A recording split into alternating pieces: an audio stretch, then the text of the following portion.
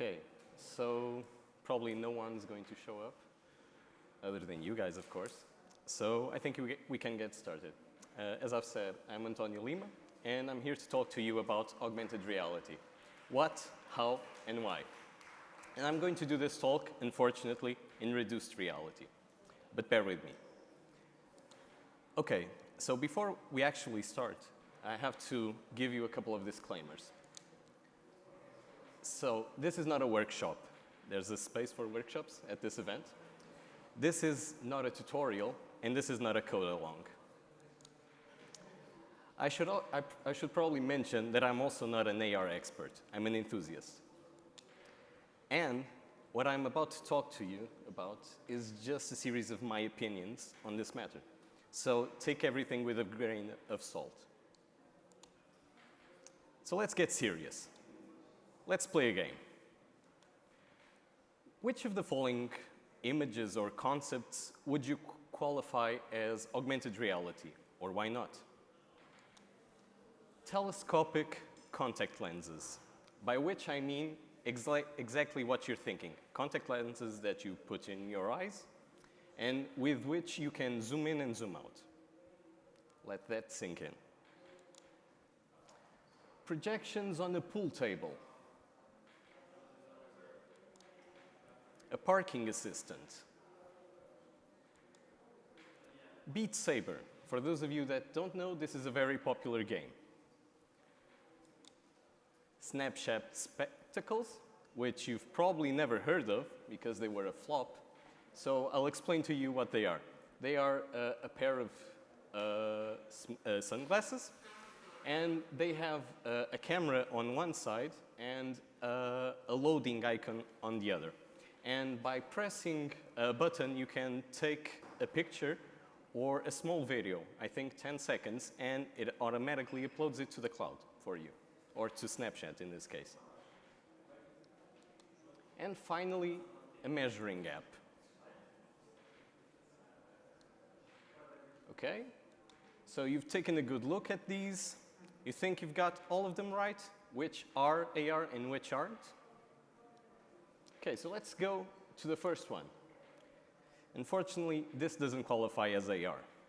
And why is that? Well, you also wouldn't qualify a telescope or a microscope as AR, right? It's pretty much the same concept. It's just optics, physics. What about the projection on the pool table? Well, it's giving you more information than what you would have if you were just to play it. No matter if you're an expert already at the game, this is always a trump card. Some people get tripped up on this one. You probably wouldn't qualify a parking assistant as AR, but in fact, if you look at the display or at the proximity sensors, they are giving you information that you wouldn't otherwise obtain, at least not as easily. So they are augmenting your reality with that information.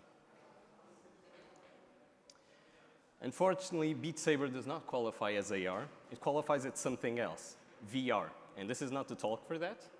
And we'll get to why it's different a little bit further down the line. Snapchat sunglasses also don't qualify as AR because they are just a camera. You don't get any information regarding the world or the experience that you're having by using them. They're just a handy camera. And finally, the measuring app. I bet all of you got this one right? So with it, you can measure objects without requiring just the information that the naked eye provides you. Instead of guessing, you can get actual information. Okay, so let's get to the first topic of this talk. What is augmented reality? And what's the difference that separates virtual reality and reality? It's a game of balancing, a balancing act of sorts. So if we were to illustrate it, we can put the amount of reality that we're experiencing on one side of the scale and the amount of virtual reality on the other side of the scale. And somewhere in between, we get mixed reality, a mixture of both. And depending on the amount of reality versus the amount of virtual reality that we have, we can qualify it as either augmented reality or augmented virtuality. Today we're going to focus on this aspect. So if you should take away something from this, you should take away that augmented reality is nothing more than sprinkling a little bit of virtual reality on top of your reality. Okay, so we've established what is augmented reality. What are its key components? There are three key components to augmented reality.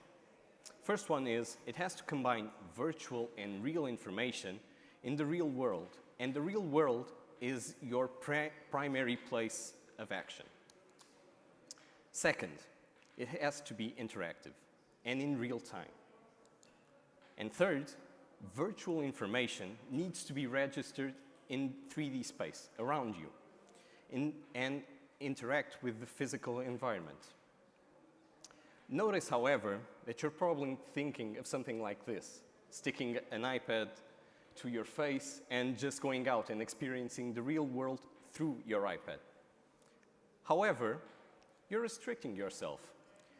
Why are you restricting yourself to only visual cues, to your vision? Blind people also experience reality, right? They don't have the sense of sight, and they do it just fine. So I guess what I'm trying to say is, are there other types of augmented reality? Well, we do have other senses. We have, we can hear, we can feel, we can smell, and we can even taste. We can explore all of these senses. In fact, Bose, a famous brand for their fine quality headsets, this is not a sponsor, launched very recently a pair of augmented reality sunglasses, but they're not the kind that you're expecting to encounter. No, they have a haptic section near the lenses, which you can tap and swipe. But the augmented reality part is that they project sound into your ear instead of displaying it on the lenses. So when you're looking at something, you get audio cues about what you're looking at, about what directions you should be taking. And that's amazing. They discarded completely the visual aspect of it. But what about other senses? I know we've already discussed 5, the usual suspects, but there are others. Have you ever heard of proprioception? Proprioception is the sense of, if you close your eyes, you always know where your body parts are in 3D space without having to look at them. You know just how close you have to get to your nose to actually touch it. You can experience it. We also have Chrono Ception, which is the sense of the notion of time passing. We know with more or less certainty how long a minute is because we've learned what it is, so we know how long it takes. Some of us also have a good sense of direction, others not as much. And there are about 10 other senses which are actually academically accepted. So there's a lot of room that we can explore. For instance, what if you could know where your devices are? If you could feel how close or in which direction they are? What about your friends, your family? Wouldn't that be cool? That would also qualify as augmented reality, another sense. So I guess that regarding what augmented reality is, there are 3 takeaways. Augmented reality is an extension of reality using virtual elements. Augmented reality responds to changes in real time, and augmented reality isn't just limited to your vision. You can explore other senses. Okay, so how can we achieve augmented reality? Well, to answer this question, we must first look at 2 key aspects, and they are what platform you're going to use and what technology you're going to use to build augmented reality. So let's start with the first, platform. Okay, so currently there are two mainstream platforms. You can either have handheld, and I'm going to show you this nifty example, which is of an IKEA app, which allows you to place virtual furniture in your actual house without having to buy it first to see if it fits, if it blends in nicely with your decoration. And if you notice, it runs on pretty much every handheld device there is. And you have head-mounted displays. Case in point, Microsoft's Hololens. I don't know if they're going to be present at this event. Last year they were, and you could experience it. If you can, do try it out. So let's talk about handheld displays. But in order to talk about handheld displays, we need context about why they are one of the mainstream platforms. And that's due to the population boom. So here I have a graph of the expected population growth for the next 100 years. Let's focus on this section. This is the past 20 or so years.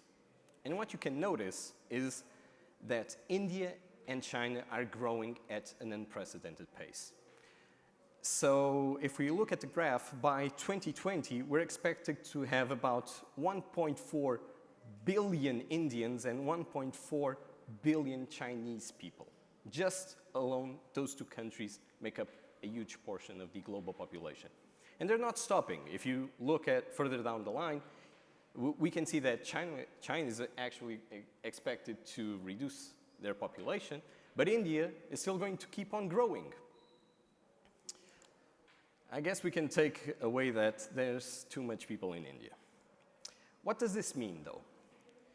This means that there are plenty of devices that we can develop for.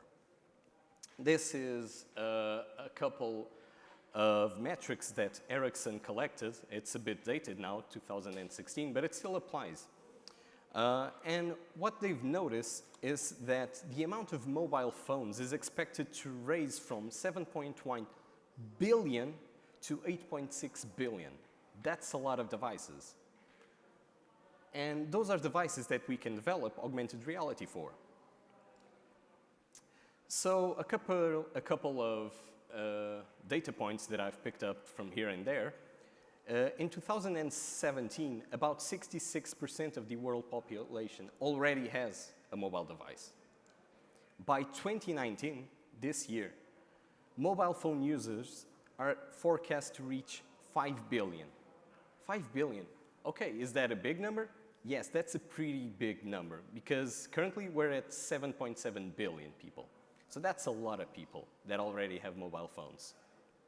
And by 2020, we're expected to reach 75% of world population adoption regarding mobile phones. So almost everyone has a handheld device. And if you want to develop an AR experience, you can develop it for a handheld device. I'd wager that dog is no longer man's best friend. It's the smartphone. So what about head-mounted displays? I see your faces, and you're probably thinking about something like one of these grotesque aberrations, right? I already showcased you Microsoft's HoloLens.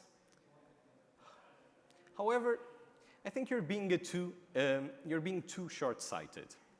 And I mean that literally, because just by looking at you guys, I can already see that a lot of you wear glasses, right? And according to a couple of studies, a vast majority of the population already uses glasses. And we don't stop there.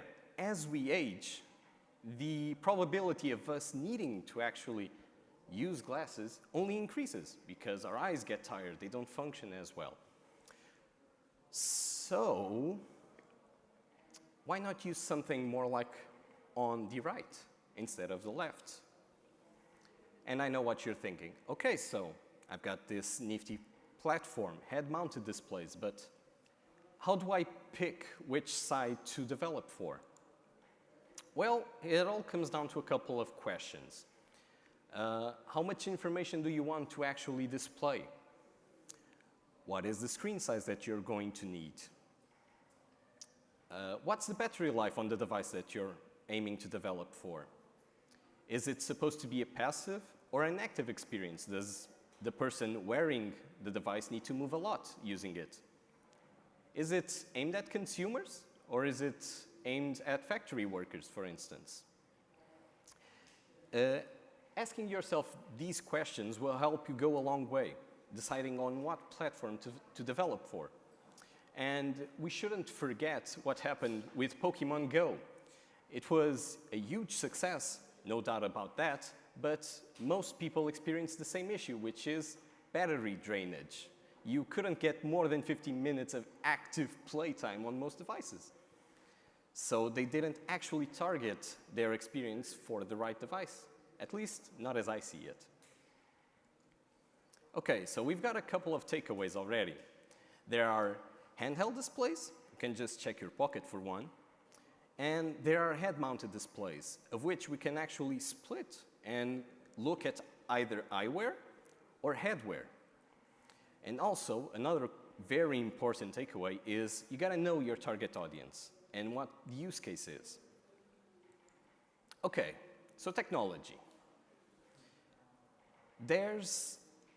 There's much to be said about the technology surrounding augmented reality, and of course, I don't have enough time in this talk alone to talk about it all. So I'm going to talk about what I think are the key components regarding the technology. And let's start with fiducials and spatial mapping.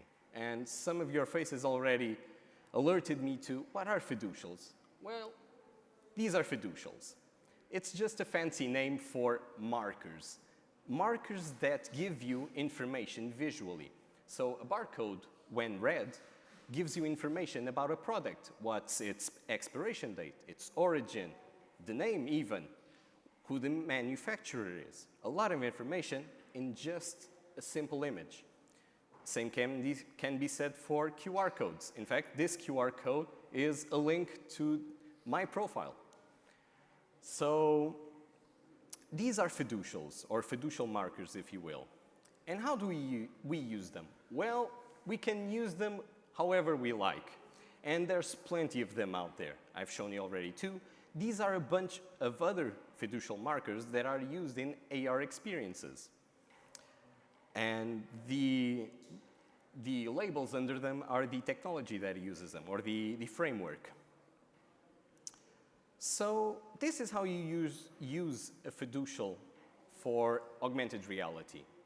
You locate it in your reality, and it usually has some orientation information, how the fiducial is oriented with regards to how it is observed. And with that information, we can render virtual information using those directions. In this case, we're rendering a teapot. Computer science people here will know that this is a very awesome joke.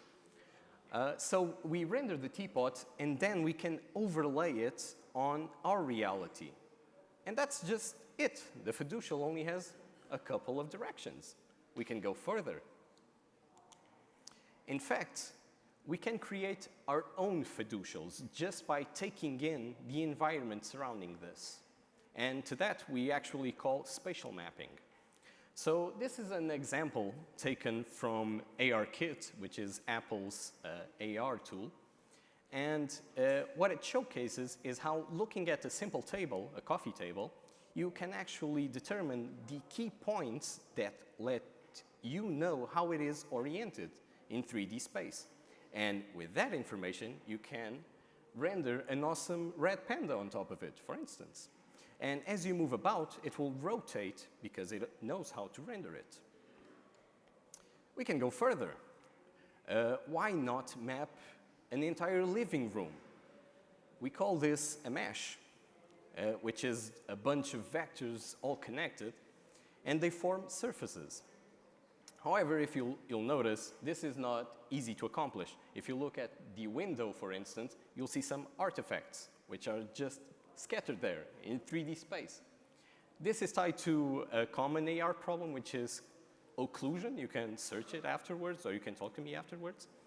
but it poses a problem, which is how can you actually be certain that what you're mapping reflects what you want it to reflect, the location itself?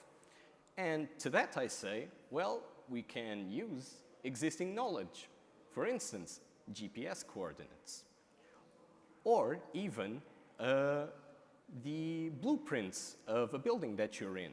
If you know where the walls are supposed to be, you're already halfway there. You know just to map out, for instance, a couch inside those walls. So there's much room to improve upon. Okay, so I've told you more or less how AR works. How can you develop for it? Well, there are a lot of popular tools and frameworks. A very popular one is AR Toolkit, and it's popular mainly because it's been around since forever. It's one of the very first, and it's still actively built upon. So you got a lot of community support for it, and a lot of features.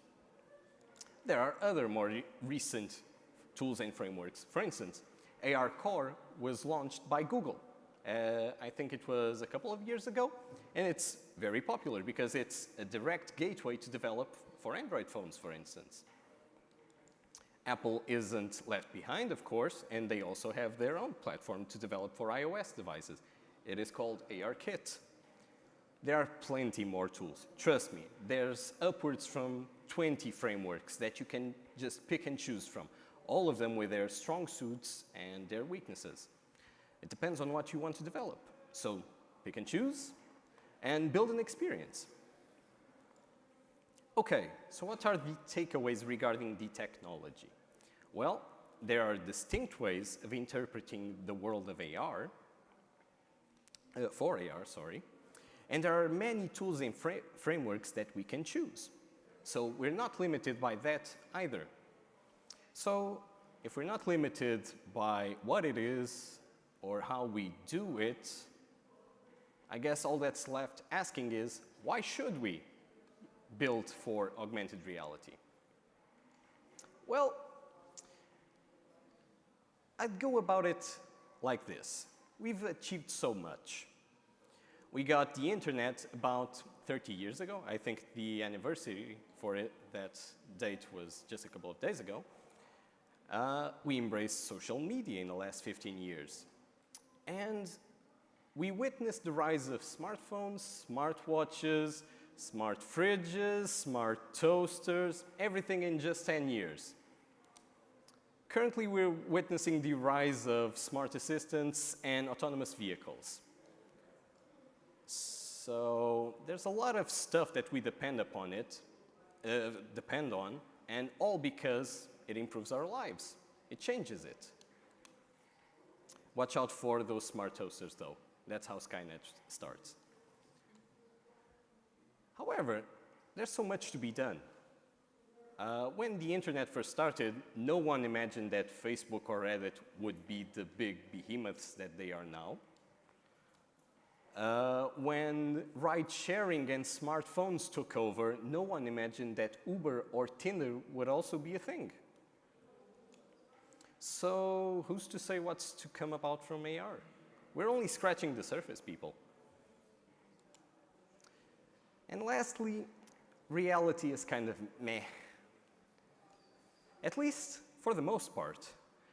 We could and we should create a better man-made reality, trademark pending.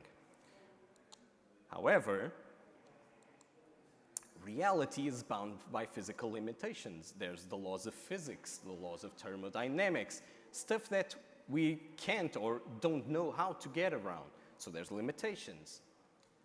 But augmented reality is pretty much boundless. Don't quote me on this. So, are there any practical applications for augmented reality? Have you ever heard of any? Well, there's a couple. For instance, do you know what Zipline is? You probably don't, but Zipline is an emerging company in the country of Rwanda, in Africa. And what they do is they have a drone delivery service, not at all different from the one that Amazon is developing, but they focus on medical deliveries. They deliver blood and stuff like that. and they deliver it to places that are hard to reach, especially since in Rwanda, when it rains, it pours. And you can't actually navigate the road network, not even with a Jeep. So if you can't drive there, the only alternative is to send stuff through the air. So they have these nifty little drones, and they drop these care packages with a cute parachute that lands on the mark. You should search for a video on that. It's actually pretty informative. But this is not the actual point, because we're talking about augmented reality, right? So what's the practical application here? Well, they launch drones, but they don't have a new drone for each delivery. That would be insane. It would be very costly. So they have to reuse parts. And since they have to reuse parts, they have to check them for pre-flight conditions. And they use these nifty little buggers that we've already discussed. They use fiducials with an Android app, for instance. And when they look at the fiducial, it knows that it's, for instance, looking at the wing flaps, and it immediately starts a test by opening and closing them, and they do this for the whole drone. And they can quickly assess if the parts that they have assembled are ready for liftoff. What about other applications? This is a company called Cross Helmet, and they make bike helmets for bike riders. And what do they promise? Well, they promise a unique kind of helmet. It has a display on the front and a camera on the back. And what they deliver to you is something very similar to this. You get to see what is behind you without actually having to look at the rear view mirrors on the driving stick. And that's amazing because the driver then doesn't have to take his eyes off the road to know what's happening behind him. But they go a step further. They also display directions. If the user has connected it to its phone, it can know what direction to take. In this case, they have a slight curve to the left for another 0.8 miles. That's amazing, right? Why stop there? Google is trialing their latest addition to Google Maps, and if you're upwards of a level 5 Google Maps guru or something, you can already try it in some cities. I don't think it works in Portugal, but I do believe it works in Madrid. And what they promise you, and they actually deliver this because this is actual footage, is augmented reality directions. And not just that, but let's start with that. So on the left, you can actually see that they have the usual Google Maps map with some directions, but it's oriented according to what the phone is looking at. And it renders the actual directions in a relative distance to the user. So if you're not very good at looking at maps, at reading them, or if you just don't have a very good sense of direction in general, you can just point and know if you're going towards the correct direction. That's pretty amazing. They go a bit further. They also allow you to look at some buildings, and if there's, for instance, a coffee shop in that building, it can show you at what time it opens, what time it closes, what are the reviews for it, etc. That's also very nice. You don't have to look at a banner, for instance, and have to sort of find out if they have Yelp reviews or something like that. It's already there. Speaking of Google, though, you all heard of Google Glass, right? It was a huge thing, huge hype just 5 or 6 years ago, and then it flopped. It flopped real hard. Consumers didn't like it. They didn't like to have a bulky thing attached to their face all the time. Well, it only flopped in the consumer market. It is actually thriving in the industry. For instance, factory workers love augmented reality glasses. And you have another example of these glasses, Vuzix, if you want to search for that. But you're probably wondering, okay, so how do they use these exactly while manufacturing? Well, here's a concrete example. Boeing, a very popular company, they make planes, helicopters, bunch of stuff that flies around. They use it for wiring. Yeah, exactly, wiring.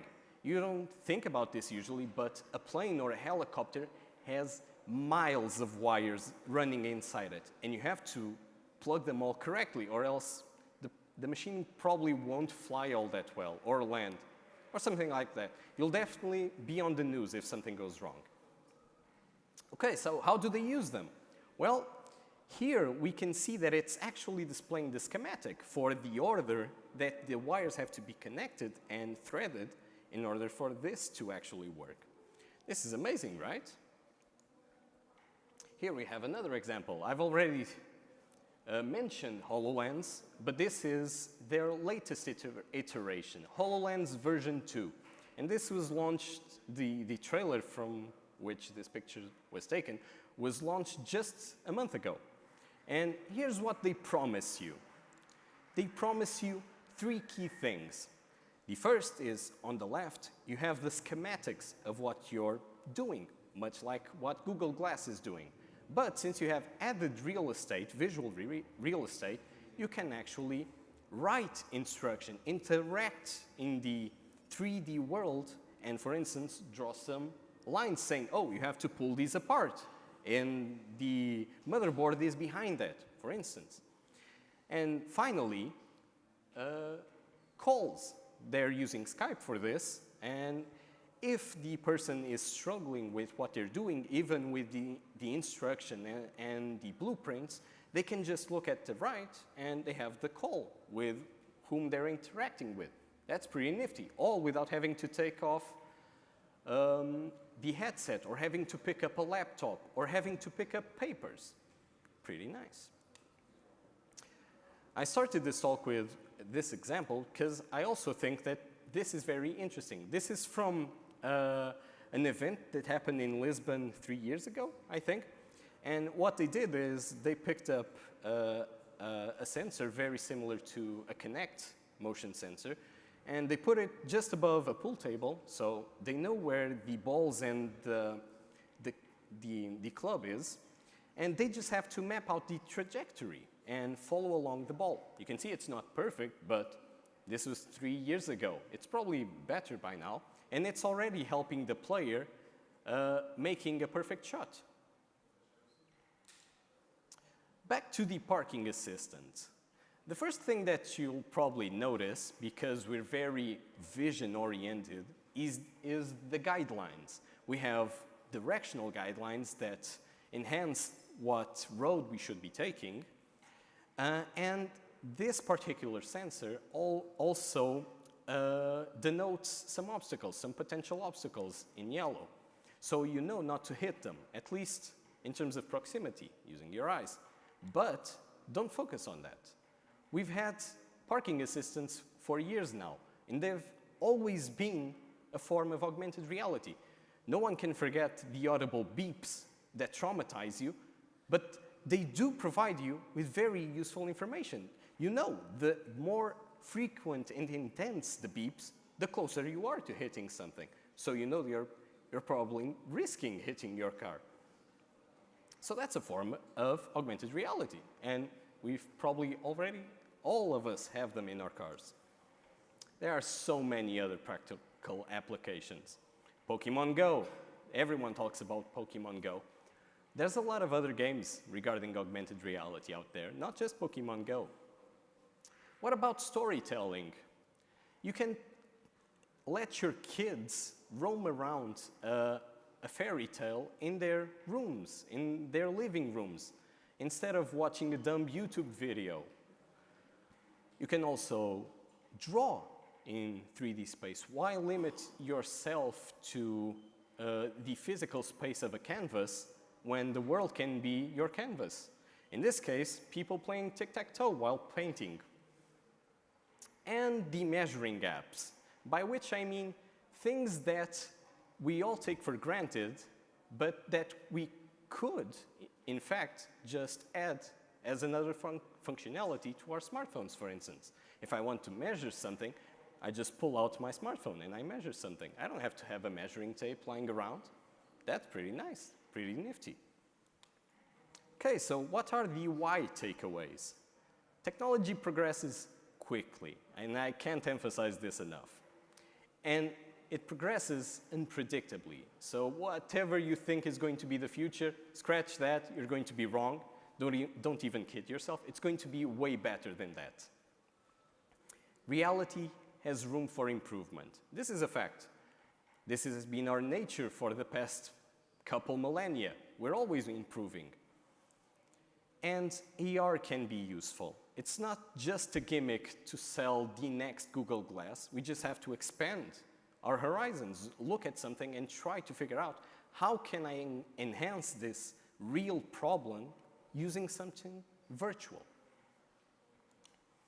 Thank you all for coming. I'll see you around in the real world, and this is the time for questions.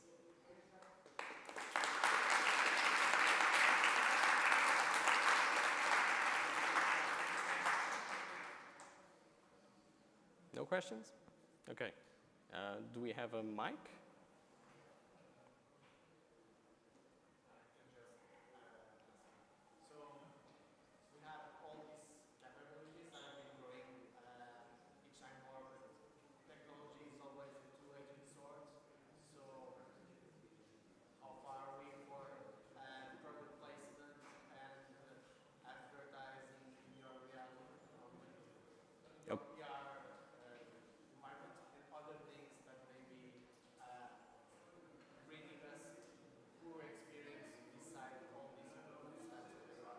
Okay, I've got to resume the question just for videotape purposes. So the question was basically, we know that technology is going to progress and some people are going to abuse it, right? So regarding ad space and using what we want to use, augmented reality, for data mining and stuff like that, right? Using your preferences. Well, of course, that's going to happen. Let's not kid ourselves. The next Facebook is just around the corner. And they're obviously going to take what you're looking at, what you're experiencing, and they're going to try and monetize from that. Of course, nothing is free. There's no free lunch. How can we address that? Same way we did with Facebook just recently. We can protest. We can point fingers and we can say, I don't think that this is correct. I have a right to my privacy. I have a right to just this that I purchased with no strings attached, with no fine print. So I guess what I'm trying to say is there's always a hacktivism aspect to it. We shouldn't just lie still and let technology roll over us. Technology is here to serve us, right?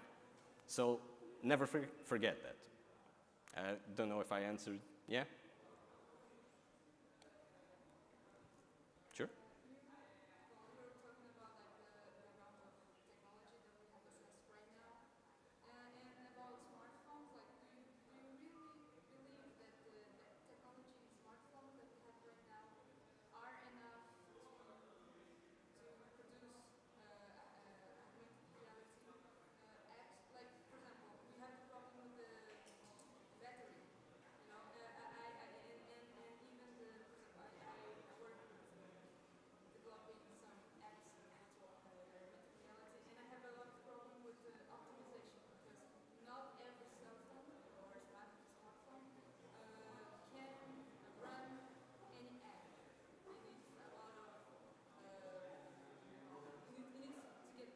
Mm-hmm.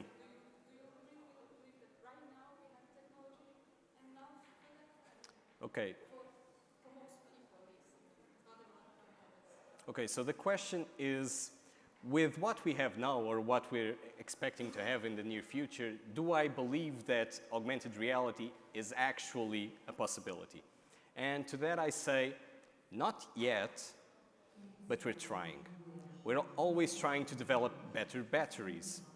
For instance, my smartphone now can last me 3 days, my newest smartphone. And I haven't changed my usage pattern for it. Something improved down the line, whether it be software or hardware, something improved. So there's always room for improvement. What I think will happen is we're going to ditch batteries in the sense that we have to charge them not so periodically. For instance, every 24 hours or so. We're going to ditch that eventually. What I think we're going to tap into is constant recharging. So If I enter this room, my phone is already charging in my pocket, so I don't have to worry about using augmented reality and draining my battery. Stuff like that. That's what I envision for the actual future, and when that comes, augmented reality is going to be awesome. I hope I answered your question. Any more questions? Okay then, thank you all for coming.